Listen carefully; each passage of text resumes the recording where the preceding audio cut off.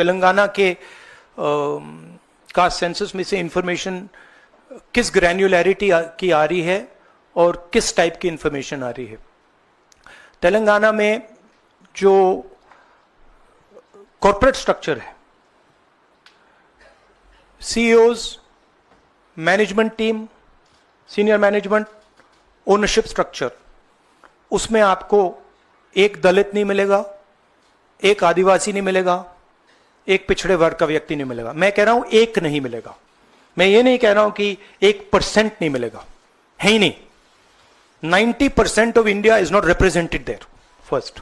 Second, gig workers, जिनके लिए हमने तेलंगाना में और अब कर्नाटक में हम कानून बना रहे हैं। अगर आप गिग वर्कर्स की लिस्ट देखें, जिसको मैं मॉडर्न स्लेवरी कहता हूं, उसमें आपको सिर्फ ओबीसी, दलित और आदिवासी मिलेंगे। तो ये दो स्ट्रीम्स बन रही हैं।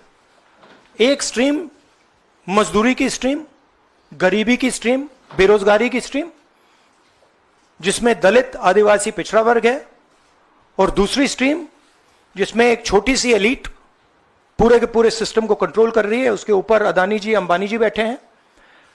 तो ये कास्ट सेंसस इस चीज को बदलने का फाउंडेशन है, पहला कदम है। राहुल जी, आप लगातार दबाव बना रहे थे, लेकिन पिछले 11 सालों से प्रधानमंत्री मोदी इस पर नहीं मान रहे थे। अभी पहलगाम का इतना बड़ा हादसा हुआ, क्या आपको लगता है कि इस वक्त में जो टाइमिंग है प्रधानमंत्री की कास्ट सेंसस को मानना, वो पहलगाम से ध्यान भटकाने की कोशिश है? आप जर्नलिस्ट हो, ये आप लोगों का काम है, आपका काम स्पेक्यूलेशन है, मेरा काम स्पेक्यूलेशन नहीं है, मैं फैक्ट्स पे काम करता हूं। तो आप स्पेक्यूलेट कीजिए, मैं इस पे स्पेक्यूलेट नहीं करूंगा, मेरे को स्पेक्यूलेट करने की जरूरत ही नहीं है। उन्होंने क्यों लिया, क्यों नहीं लिया, उसमें मुझे कोई इंटरेस्ट नहीं है। लिया, और ये बड़ा स्टेप है।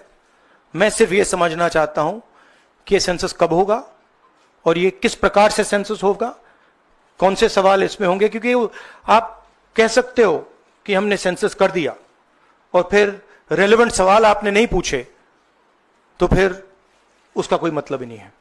तो तेलंगाना में हमने बहुत गहराई से पब्लिक में जाकर कंसल्टेशन करके, लाखों लोगों से कंसल्टेशन करके हमने डिजाइन किया है। तो we want a people's census, we don't not want a bureaucrat census. Sir, आप पहले ही कहते थे कि एक्सरे है ये, तो एक्सरे के लिए सरकार राजी हो गई है। किस तरीके से एक्सरे हो? आप बार बार तेलंगाना मॉडल की बात कर रहे हैं, तो क्या तेलंगाना मॉडल अडॉप्ट होना चाहिए? किस तरीके से होना चाहिए? नहीं, देखिए, तेलंगाना मॉडल में 2-3 प्रिंसिपल्स हैं।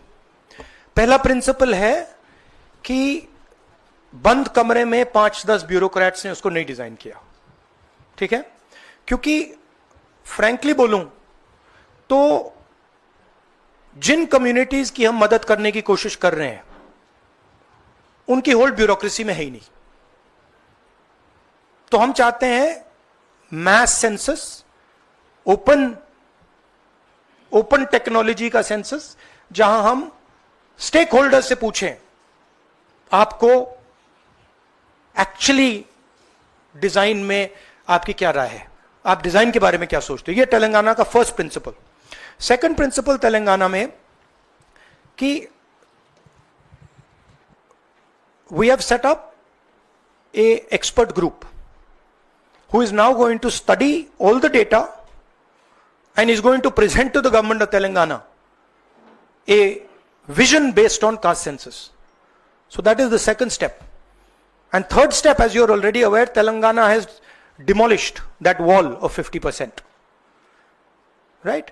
And also the 15(5), article 15(5) जो मैंने mention किया है।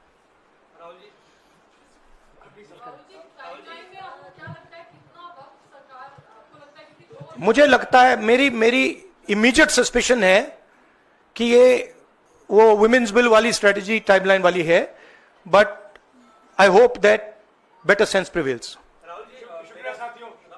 अच्छा, नो, आई वांट टू से one other thing which is frankly बहुत जरूरी है, और आज ये शायद कास्ट सेंसस से भी ज्यादा जरूरी है। मैं आज कानपुर गया, और वहां पे जो टेररिज्म के विक्टिम थे उनसे मैंने बात की, परिवार से मैंने बात की। कोल्ड ब्लडेड तरीके से उनके बेटे को मारा गया है, बिना मर्सी के।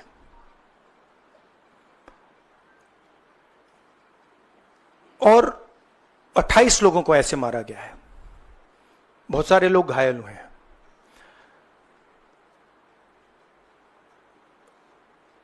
मैं इस पे कमेंट नहीं करना चाहता हूं